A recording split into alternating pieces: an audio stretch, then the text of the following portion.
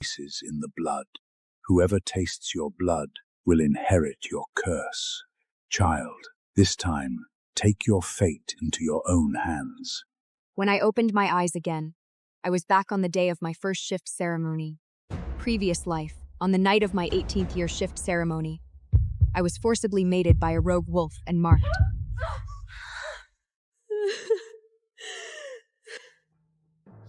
My father, the Alpha of the Silver Moon Pack, was furious. He exiled me from the pack. Take your rogue and get out! If you cast me out, I'll die. You've shamed the Silver Moon Pack. Take your rogue and get out! Only my sister Vivienne stood up for me. Selene, if you ever have nowhere to turn, come find me. That year, Vivienne was chosen by Lucian, the most powerful alpha in the north, and I, the truest Silver Moon bloodline of all, was left to a homeless rogue wolf in disgrace. 3 years later, I escaped and dragged myself back to the pack, broken and scarred all over. By then, Vivienne was already Lucian's mate. Lucian kicked me away. What rogue she-wolf dares to get in my Luna's way? Alpha, go inside. Leave this to me. Lucian didn't ask much. He straightened Vivienne's clothes and said gently, "It's cold out. Don't stay long." Please save me. That rogue won't let me go. He beats me every day. My legs, he broke them. He sleeps with other she-wolves and brought back disease. He passed it to me. I'm sick all over. Didn't you say you would help me? The only reason I said that was to see you like this. I always knew your life would be worse than death. What? The drink at your first shift ceremony? I switched it for blood moon liquor. I arranged for the rogue wolf to mark you and ruin you. You carry the true Silver Moon bloodline. Once you turned 18, the fated bond would have gone to you, not me. I had to do something. Now go ahead and die. She stabbed me. Darkness swallowed my vision. A figure appeared, a man in a black hood. Your sister used my brew to kill you. That's on me. So I'm giving you one chance to go back. Remember, blood moon liquor leaves traces in the blood. Whoever tastes your blood will inherit your curse. Child, this time, take your fate into your own hands. When I opened my eyes again, I was back on the day of my first shift ceremony. Vivienne was smiling and raising a glass toward me. In my last life, that drink had destroyed me. In this life, I was going to take back everything that was mine, including Vivienne's chosen mate. I used the crowd as cover and switched her glass in an instant. Then I guided her into handing the drug drink to Alpha Lucian Blackthorn. Right in front of her, I drank my own glass, and the truly poisoned one passed to Lucian's lips. She would never have imagined. The man she loved was about to willingly mate with me. 10 minutes later, Lucian, mid-conversation, went suddenly still. His throat moved in a slow, deliberate swallow. A flicker of irritation crossed his face. Beneath those golden eyes, something deep and faint bled red. He turned and walked out. I feigned dizziness myself and rose from my seat under Vivienne's satisfied gaze. I saw Lucian pacing alone in the garden, trying to sort out his thoughts. His breathing was ragged now, his body burning hot, radiating the dangerous aura of an alpha on the verge of losing control. I stepped toward him willingly. Like a drowning man clutching at salvation, he dragged me into his arms, tore open my collar, desperate for skin against skin. The blood moon liquor was taking control of the strongest alpha, driving him to mate with a she-wolf. I led him into a room beside the garden, away from any other male wolves who might track us by scent. The moment the door shut, Lucian completely lost control. He pinned me beneath him, bit down on my neck, and growled hoarsely against my skin. Good girl, I want you. Entanglement. Lucian fell into a brief unconscious sleep under the backlash of the drug's effects. The flush still lingered across his body. His throat, collarbone, chest, everywhere were the intimate bite marks I had left behind. My body was covered in his marks as well. And 1 inch to the left side of my neck was the place where an alpha left the destined mark for his Luna. I lowered my head, admiring my handiwork. Soon enough, Lucian woke. His hand immediately closed around my throat.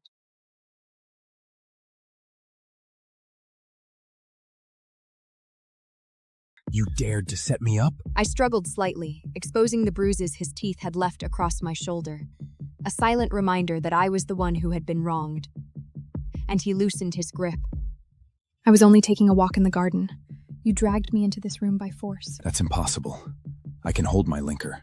I barely drank tonight. But Alpha, your face was flushed, and you'd completely lost your reason. No matter how much I begged you, you wouldn't let me go. That drink wasn't ordinary wine? Could it be? Vivienne is kind. She would never do something like that. I pretended to remember something after hearing his words. I recall the last glass you drank was the one Vivienne handed you. Lucian thought highly of Vivienne. I knew how much effort Vivienne had invested to win him over. She trained relentlessly since childhood. She earned her place in the Royal Werewolf Academy. She did everything possible to please Lucian. And slowly, he began to see her differently. Just then, noise erupted outside the room. I heard my mother's voice first. Where did Selene go? She's the guest of honor tonight. She can't disappear like this. We need to find her. Mom, I just saw Selena kissing a male wolf. They're probably sneaking around together in one of the rooms right now. This was exactly how they had caught me with the rogue wolf. My father, the Alpha of the Silver Moon Pack, had flown into a rage and exiled me from the pack. And in this life, Vivienne was using the same trick again.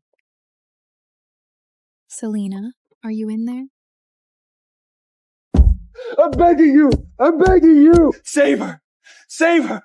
Save my Elena! Kyle, in the next life, let's not find each other again.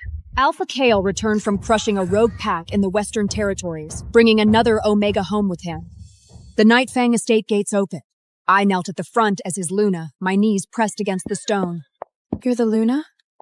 Elena? I didn't raise my head. I saw the hem of her dress and the silver bell around her ankle. Kale reached toward me. I thought he was going to help me up. He pulled the moonstone necklace from around my neck and tossed it to her. That necklace was my mother's heirloom, whatever. His riding crop lifted my chin. I met his eyes. He stared at me. Not crying? His mouth curved. Not causing a scene? I shook my head. My father and brother were locked in prison. Whether they lived or died depended on him. His hand dropped to the top of my head. He patted it, like patting an obedient dog. Good girl. This is what Kale Nightfoot's mate should look like. Years ago at the Northern Territory camp, he stood in front of me exactly like this, covered in blood, eyes burning. I, Kale Nightfang, will make you my mate. He pressed a wolf fang into my palm. This fang is my claim token. I wore that fang for 4 years, against my skin, until I stopped feeling it. The first night Kyle returned to the estate, I was expected to wait for him in his room. That was the rule. He finally came, held my chin, and looked at me. I forced a smile. He shoved my face away. That smile looks worse than crying. He turned and walked to the west wing. A silver bell rang through the night. The woman cried hard.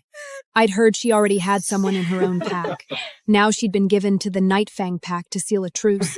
Of course she didn't want this. The next morning, he ordered me to come treat his wounds. The bed had already been straightened. A silver bell lay on the pillow. Wild and untamed. But there's a certain fun in breaking them in. I kept my eyes down and applied the salve. Not like you. First night you were stiff as a board.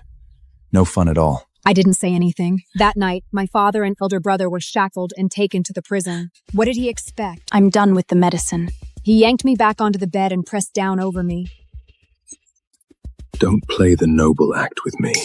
When you were on your knees in front of me begging me to take you as my Luna, you weren't acting so high and mighty then. His fingers moved to the back of my neck. They stopped on an old scar. He rubbed it slowly. I drew a small breath.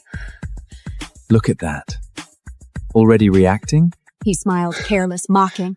That scar, he'd left it the year he'd pulled me out of a rogue wolf attack. Now he used it to taunt me. Open your eyes. The tears I'd been holding back spilled over. Humiliating, isn't it? Does it hurt your pride? You think you're still the daughter of Beta Daemon? Think you can still make that face at me? I pressed my lips together hard. The tears came anyway.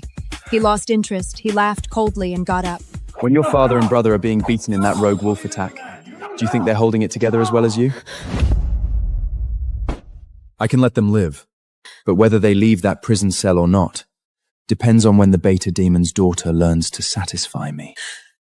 He moved to leave. I lunged and grabbed his sleeve. I grabbed so hard I lost my balance and rolled off the bed. My mouth hit the footboard. I've been out of line. Please don't be angry, Alpha. The full moon is close, Kai. Can you let me bring my father and brother one meal? Just one bowl. Kai. I hadn't called him that in a long time. At 16, Kyle was the youngest warrior in my father's army. Kai. Take me out to run on the hills. He used to carry me across the hills in wolf form while I laughed against his back. Don't let go.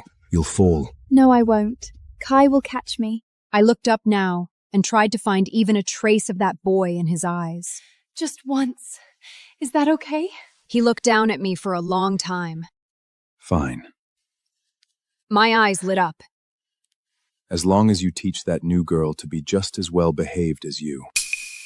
I pushed open the door to the west wing. Ayla was curled in the corner of the bed like a trapped animal. The pride from our first meeting dropped away. Luna, please, let me go. I was taken by force. I don't want to fight you for anything. If you won't free me, then why are you here? He sent me to talk to you. Talk to me? To convince you to behave. To accept your place as his seventh mistress.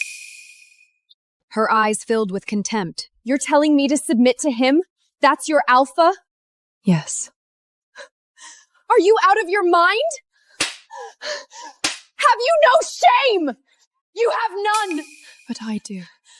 The slaps kept coming. I counted them.